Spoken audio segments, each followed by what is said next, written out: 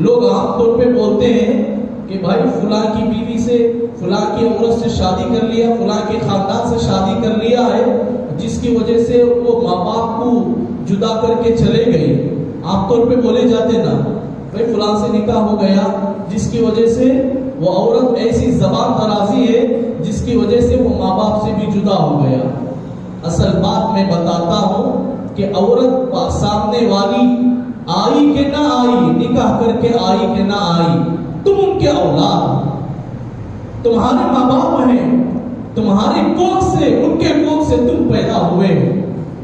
ان کو سمجھ ہے کہ نہیں، آنے والی کو سمجھ ہے کہ نہیں، اس کے دل میں رحم ہے کہ نہیں، وہ تیرے ماں باپ ہیں، تجھ پر ضروری ہے کہ تو ان کی خدمت کرے۔ اگر وہ جدا کرتے ہیں تو کر لینے دے، مگر ماں باپ کے حق کو تو ضائع نہ کرے،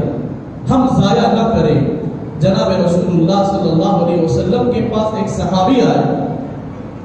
فرمایا یا رسول اللہ صلی اللہ علیہ وسلم، میری ماں بڑی سخت زبان ہے، ماں کے بارے میں شکایت کرتا ہے۔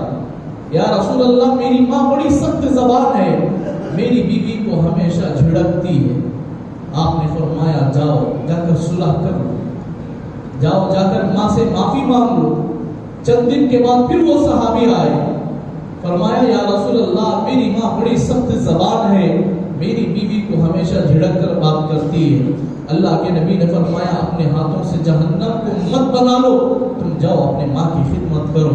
تیسری مرتبہ آئے، بعض روایت میں 3 مرتبہ، بعض روایت میں 4 مرتبہ۔ جب آخری مرتبہ آئے تو حضور اکرم صلی اللہ علیہ وسلم کی جو بات ہے میرے لیے، آپ کے لیے اور پوری امت کے لیے نصیحت فرمایا کہ دنیا 1000 بولے مگر حق ہے کہ تم اپنے ماں باپ کی خدمت کرو۔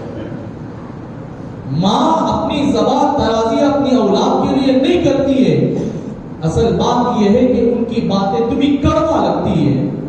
اصل بات یہ ہے کہ ان کی باتیں تمہارے دل میں چبھتی ہے۔ تمہاری بیوی کی بات بلند اور ماں باپ کی بات کم دکھتی ہے،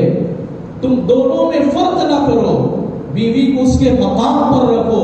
ماں باپ کو اپنے مقام پر رکھو، تب دیکھو کہ تمہارا زندگی بسر کرنے کا رسول اللہ صلی اللہ علیہ وسلم کے تحت پر چلے گا۔ آپ کیسے رہے، آپ کی زندگی کیسی رہے، بیوی اور ماں کو رکھ کر ہم برابر نہیں کر سکتے۔ حضور اکرم صلی اللہ علیہ وسلم 9 اور 11 بیویوں کو رکھ کر کیسے کریں، 100 گھروں کے درمیان حضور کیسے صلح کا پیغام پہنچائے ہوں گے۔ میرے دوستو، ہم اپنے ماں باپ کا پورا احترام کریں، اگر ہیں تو ان کی تعظیم کریں، اگر نہیں ہیں تو ان کے لیے مغفرت کی دعائیں کرتے رہے، جتنا ہو سکے ان کی مغفرت کی دعائیں کرتے رہے۔ ماں باپ، حضور اکرم صلی اللہ علیہ وسلم نے فرمایا والدین کی دعا پوری دنیا میں ہر آدمی ہر ایک کے لیے دعا کرتا ہے تو ایک فرشتہ ہوتا ہے وہ دعا لے جا کر اللہ کے در پر دیتا ہے، مگر والدین کی دعا اور مظلوم کی دعا ایسی ہے فرشتے اس کا سہارا نہیں بنتے بلکہ وہ دعا اللہ کے عرش پر